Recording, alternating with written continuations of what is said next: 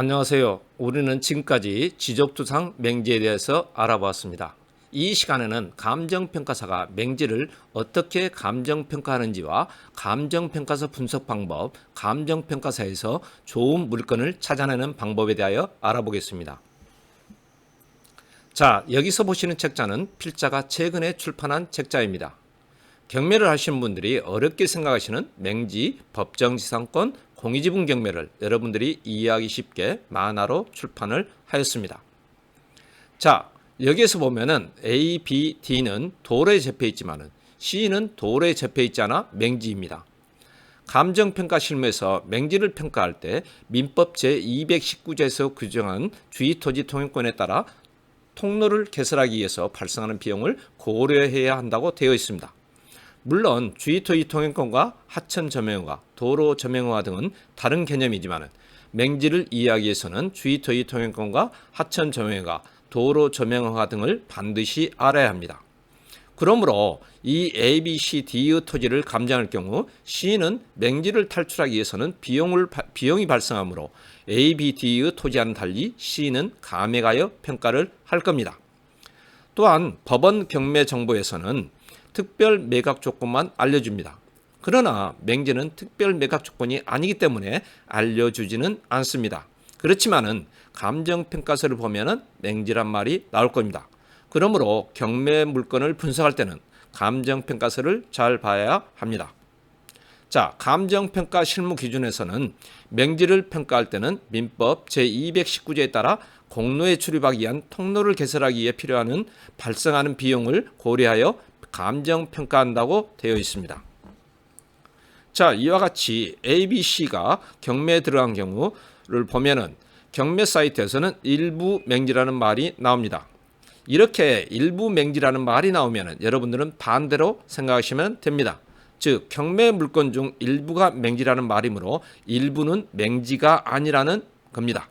즉, 이 그림에서 보면은 A, B는 맹지가 아니고 C만 맹지라는 겁니다. 그러므로 A, B, C의 물건 중 일부인 C만 맹지라는 겁니다. 그러나 이 물건은 A, B, C의 물건이 한꺼번에 경매에 나왔으므로 맹지가 아니라는 겁니다.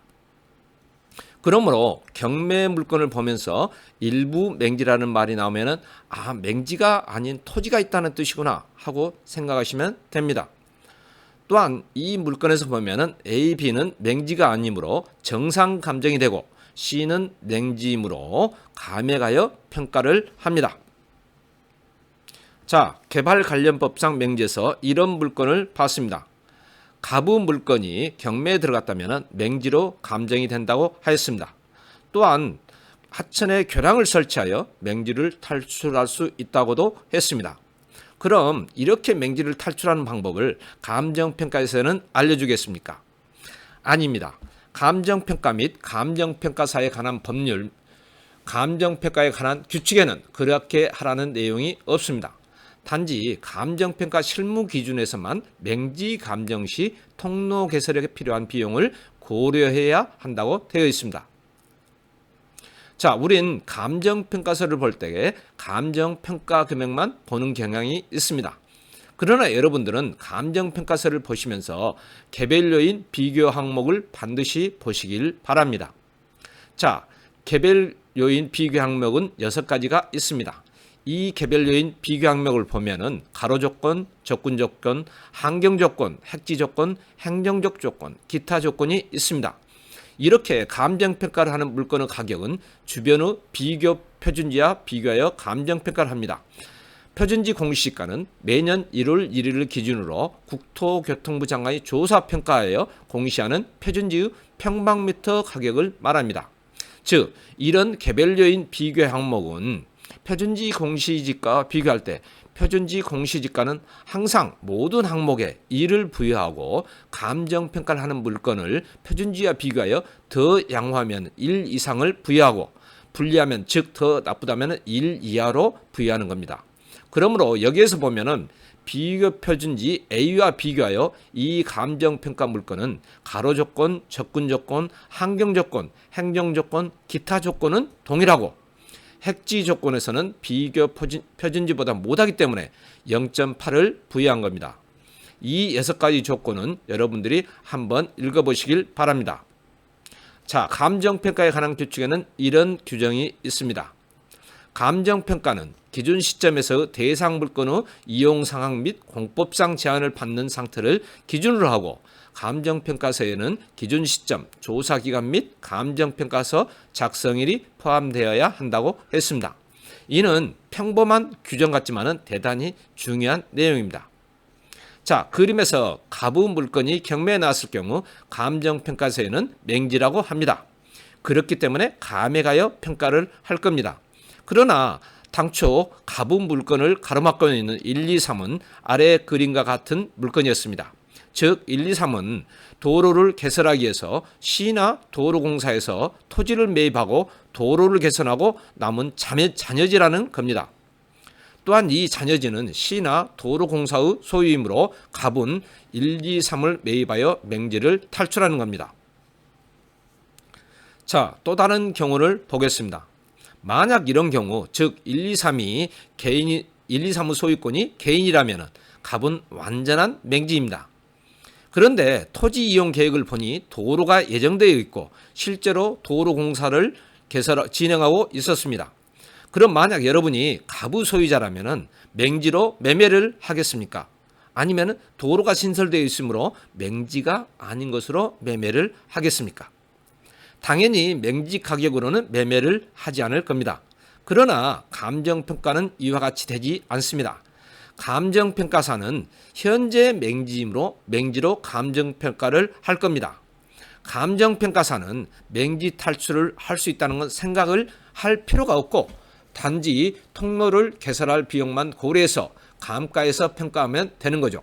모든 감정평가에서는 기준 시점, 조사 기간, 작성일이 나와 있습니다. 즉, 이 감정평가서의 기준 시점은 2015년 6월 19일입니다. 이 말은 이 물건을 감정평가한 평가사가 현장을 방문했을 때는 신설 예정도로가 아직 안 공되지 않았고 또 이 예정도로선이 다른 곳으로 바뀔 수가 있으니까 현재의 상태, 즉 기준일은 2015년 6월 19일에는 맹지니까 맹지라고 감정을 한 것입니다. 그러나 실전에서는 이러한 도로 예정선이 바뀔 일은 거의 없는 거죠. 자, 결론적으로 감정평가서는 기준 시점일을 기준으로 하니까 이런 점을 참작하여 감정평가서를 이해하시고 분석하시면 됩니다. 자, 다음으로는 대법원 판례를 하나 보겠습니다. 대법원 1998년 10월 28일자 98마 1817 결정을 보면은 최초의 경매 가격을 결정한 후 상당한 기일이 경과되고 부동산 가격에 변경이 있다고 하더라도 평가의 전제가 된 중요한 사항이 변경된 경우와 같은 특별한 사정이 없는 한 경매 법원이 부동산 가격을 재평가해야 하는 것은 아니다라고 하였습니다. 자, 이 뜻은 이렇습니다. 예를 들어 2015년 갑이 의뢰 물건에 대하여 경매를 신청하였습니다. 그러나 경매 개시 후 의뢰 이의를 제기하여 2019년에야 경매가 진행이 되었습니다. 즉 이런 경우 사건 번호는 2015 타경으로 되죠. 그럼 이 경매 물건이 서울에 있는 아파트라면 가격은 거의 2배로 상승한 물건도 있습니다. 최근에 경매가 진행되고 있는 물건들 중 사건 번호가 2015 또는 2016, 2017로 시작되는 경매 물건도 많습니다. 보통 경매에서는 감정평가 금액이 많은 차이가 났을 경우 이해관계인이 재감정평가 의뢰를 합니다. 물론 판례에서 보듯 경매 법원이 받아들일 수도 있고 받아들이지 않을 수도 있습니다. 만약 여러분들이 재감정평가 의뢰를 하고자 한다면 직접 경매 법원에 요구하는 것보다는 변호사의 도움을 받는 것이 좋을 겁니다. 그 이유에 대해서는 말씀을 드리지 않겠습니다. 자, 필자가 강의하고 있는 의정부 세영경매학원에서는 기초반과 특수반 경매 강의를 하고 있습니다. 기초반은 경매의 기초부터, 특수반은 필자가 저술한 4권의 책자, 즉 맹지, 법정지상권, 공유지분경매, 부동산 등기 책자를 가지고 심도 있는 강의를 진행하고 있습니다. 자, 다음 시간에는 맹지에 대한 경매 진행은 어떻게 하고 이와 관련된 중요한 대법원 판례를 보도록 하겠습니다. 감사합니다.